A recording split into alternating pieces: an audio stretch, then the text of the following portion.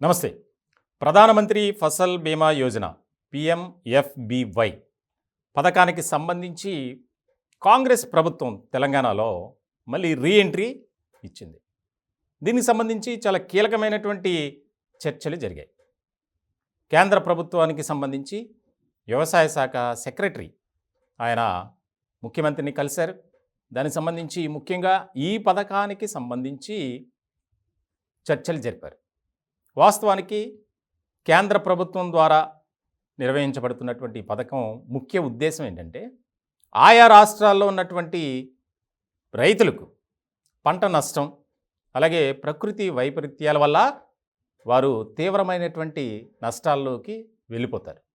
మనం చూసాం చాలామంది అకాల వర్షాలని, వరదలని, అలాగే రకరకాల వైపరీత్యాలు. ఇట్లాంటి సందర్భంలో వాటిని బీమా కంపెనీల ద్వారా రైతులకు అండదండలుగా నిలబడాలి.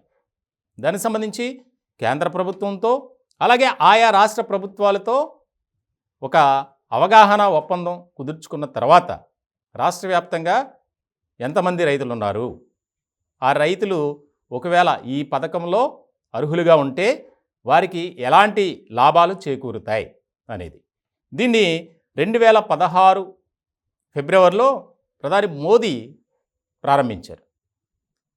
గత ప్రభుత్వం అంటే కేసీఆర్ సర్కార్ అధికారంలో ఉన్నప్పుడు 2016 నుంచి 2020 వరకు దాదాపు 4 ఏళ్ల పాటు ఈ పథకం వర్తింపచేశారు.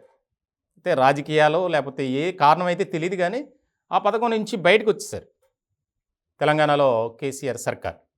ఇట్లాంటి సందర్భంలో నిజంగా ఆ 4 ఇయర్స్ కూడా రైతులకు చాలా అవకాశంగా ఉంది, అది చాలా ఉపయోగపడింది అనేది కూడా వినిపిస్తుంది. ఇట్లాంటి క్రమంలో కొంతమంది రైతులు ముఖ్యమంత్రి రేవంత్ రెడ్డి గారిని కలిసి ఈ బీమా పథకానికి సంబంధించి మీరు చొరవ తీసుకోవాలి, దానివల్ల చాలామంది గతంలో లబ్ధి పొందారు. ముఖ్యంగా ఈ పథకానికి సంబంధించి ఏదైతే ఒక 15 ప్రముఖ ఇన్సూరెన్స్ కంపెనీలు ఉన్నాయి, ఆ కంపెనీల ద్వారా వారికి ఆర్థిక సహాయం అందుతుంది. కొన్ని రాష్ట్రాల్లో జరిగినటువంటి ప్రకృతి వైపరీత్యాలు, ఇటీవల కాలంలో చూసినటువంటి సందర్భంలో అకాల వర్షాలు, వరదలు, అయితే ఇతర కారణాలు, దానివల్ల రైతులు తీవ్రంగా నష్టపోయినటువంటి పరిస్థితి, ఎంతోమంది ఆత్మహత్యలు కూడా చేసుకున్నారు. ఇలాంటి పరిస్థితుల్లో కేంద్ర ప్రభుత్వం చేయూతనిస్తుంది రాష్ట్ర ప్రభుత్వంతో కలిసి బీమా కంపెనీల ద్వారా. సో ఇలాంటి సందర్భంలో తెలంగాణ రాష్ట్రంలో లక్షలాది మంది రైతులకు ఉపయోగపడేటువంటి పథకం ఇది.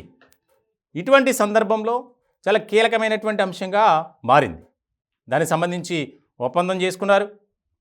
తెలంగాణ రాష్ట్రానికి సంబంధించినటువంటి రైతులు ఆ పథకానికి అర్హులు. ప్రధానమంత్రి ఫసల్ బీమా యోజనకి సంబంధించి చాలా రాష్ట్రాల్లో ఇది ఎంతో ఉపయోగపడుతుందని కూడా మనకి వార్తలు చూస్తున్నాం. ఇటువంటి తరుణంలో తెలంగాణ రైతులు ముఖ్యమంత్రి రేవంత్ రెడ్డి గారు తీసుకున్నటువంటి నిర్ణయం పట్ల హర్షం వ్యక్తం చేస్తున్నటువంటి పరిస్థితి.